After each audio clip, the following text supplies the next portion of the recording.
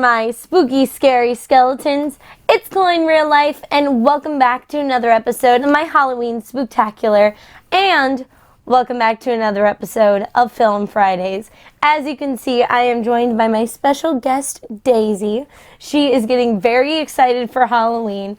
As you can see, she has already started to pass out.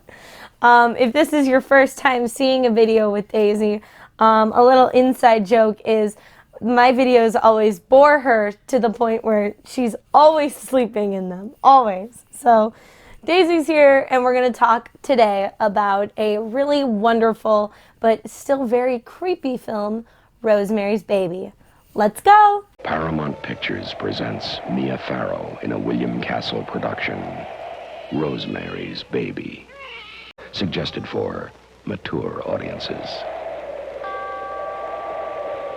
So let's get into the movie. So Rosemary's Baby is a movie that came out in 1968. It was directed by Roman Polanski, and it stars Mia Farrow as Rosemary. And this is a movie that my mom showed me, and it's really creepy, it's really good, and it's all about the story of, well, Rosemary and her husband Guy, and they move into a new apartment in New York because Rosemary is hoping to expand her family, and Guy has had some success as an actor.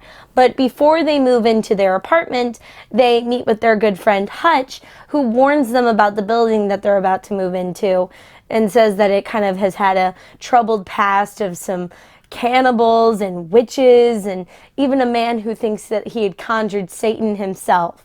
But they're like, it's fine, you know, bad things happen in every building, so it doesn't matter, it's totally okay. And when they finally move in, they meet a girl named Terry, who's a recovering drug addict who lives with their neighbors, Roman and Minnie. And everything's going well, you know, they're moving in, settling in, and then on the way home from dinner one night, they see that Terry has plummeted to her death from jumping off the building. And there they meet Roman and Minnie, their neighbors. So when they meet Roman and Minnie, they invite the two over for dinner. And when they have that dinner party, Roman keeps insisting that he wants to talk to Guy in private. Then, later after the dinner party, Guy finds out that his main competitor, who got a role that they both went up for, has gone blind, and therefore Guy ended up getting the role. And so that's good news. Then he tells Rosemary that he wants to have a baby.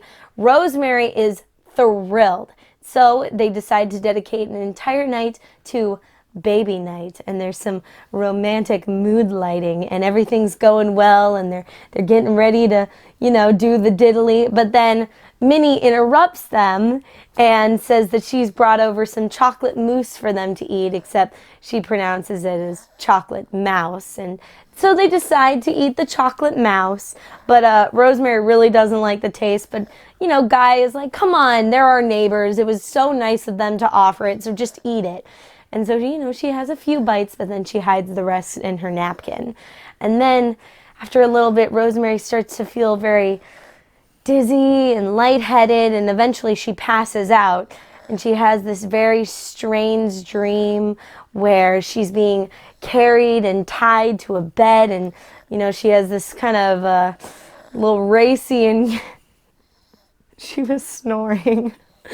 So she has this racy encounter with the devil, and she's very scared, and she thinks that it might not be a dream. But then when she wakes up, she finds that Guy was there, and Guy kind of was like, you know, maybe I went and like did, you know, the diddly while you were sleeping because, you know, I didn't want to miss out on baby night, which is not cool. But okay, we're just gonna graze past that. But then Rosemary later finds out that she's pregnant, and she's very excited. She wants to have a baby because she doesn't really have the best relationship with her family. She's moved to New York. She doesn't really know too many people. So she's really focused on family. So after Rosemary finds out that she's pregnant, she goes to schedule a meeting with her doctor. But then when Roman and Minnie find out, they say, oh, no, we have the perfect doctor for you. He's incredible. You need to go see him. And so she goes and visits with the doctor, and Minnie insists that she drinks this shake every single day because it's supposed to be full of vitamins and is very good when you're pregnant. But she starts to feel extreme pain throughout her pregnancy, and she's really worried that something's wrong with the baby. She invites some friends over for a party because she's just a little tired of only hanging out with Minnie, Roman, and Guy. And she expresses like kind of what's been going on and how she's been feeling this pain, and all of her friends are like, you shouldn't have that, like that's not normal. If you're feeling lots of pain, then there might be something wrong, so you want to fix that. So she invites her friend Hutch over, and even Hutch is like, oh, you don't look too well, maybe you should go see a different doctor, or you should get some rest, and you should start taking care of yourself. And then when Minnie and Roman spot that Hutch has come over, Guy immediately rushes home, and it's a little suspicious. But then Hutch leaves, but the next day he calls Rosemary and says that he needs to meet with her urgently, and that they need to meet. And so then when Rosemary tries to set up an appointment for them to meet, she finds out that Hutch has fallen into a coma and died. But his assistant said that he left a book for Rosemary to read entitled All of Them Witches. And this book is all about witchcraft and kind of people that practice it. And Rosemary starts to suspect that Minnie and Roman are witches, and that they've kind of invited Guy into their coven, and maybe they've even promised Rosemary's baby as a sacrifice. And she starts to get really freaked out and worried, and because Minnie and Roman have become so controlling with her pregnancy, she's scared that they're trying to prepare for something bad. So then Rosemary starts to get really worried, and so she goes to meet with her old doctor that she was originally going to go to. And she tells him what she thinks is happening, and she's really worried, but he doesn't really believe her. And so he calls Guy, who comes and takes her home along with Roman and Minnie. And she's freaking out, but she goes into labor, and she's struggling to get away from them, but, you know, she's having a baby. When she finally wakes up from having the baby, they tell her it was a stillbirth, and so she's really upset about that, but she can still hear a baby crying, and then she goes to investigate, and what happens next is pretty spooky. So let's get into what I thought about this movie. I love this movie. It was a movie that came out in the 60s, so it definitely has that vintage look. Obviously, I love Rosemary's outfits, and her haircut is so iconic, but just the whole aesthetic of the movie, the whole vibe of it, I really am a big fan of. I think it almost adds to the creepiness and eeriness because, you know, old-timey things are always very scary.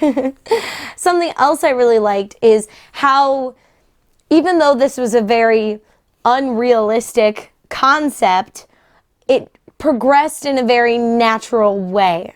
And I really like that because you could almost see it like happening to you, and how scary it would be to actually happen to you, because the way it starts out with Minnie and Roman, just, oh, we're just trying to help you, and we're going to give you a good doctor, and here, these shakes are going to help you. It seems like they have good motives, but that's not always the case. And so I really like that. I personally find that to be really scary because you could see that happening in the real world to a certain extent. Something else I really like is how it makes you think about what you would do as a mother, because, you know, when you're a mom, you're going to love your child no matter what, no matter who it is or what it is, you're going to want to take care of it. And so making that choice is whether to be a mother or not, I think that's also adds to the creepiness. But I think that this movie isn't necessarily that scary, but I definitely find it to be very, very creepy. And I would have to give this movie 5 out of 5 spooks. So if you enjoyed this video, don't forget to leave a like, a comment, don't forget to subscribe, hit the notification bell so you're notified every time I upload a spooky video just like this one. Be sure to post down in the comments if you've seen Rosemary's Baby and what you think about it, because I want to know. And I will see you all next time. Don't forget to stay spooky. Bye. You guys are probably wondering what I thought about the movie. Well, to be honest, I kind of slept through most of it, but I'm going to take Chloe's word for it and say that it was really good. My only critique would have to be is that there weren't any doggies in it. But the good thing about this video is that there's a doggy in this video. And that doggy's me, Daisy. And that's why you should like this video and share it with your friends. Because there's a real cute doggy in it.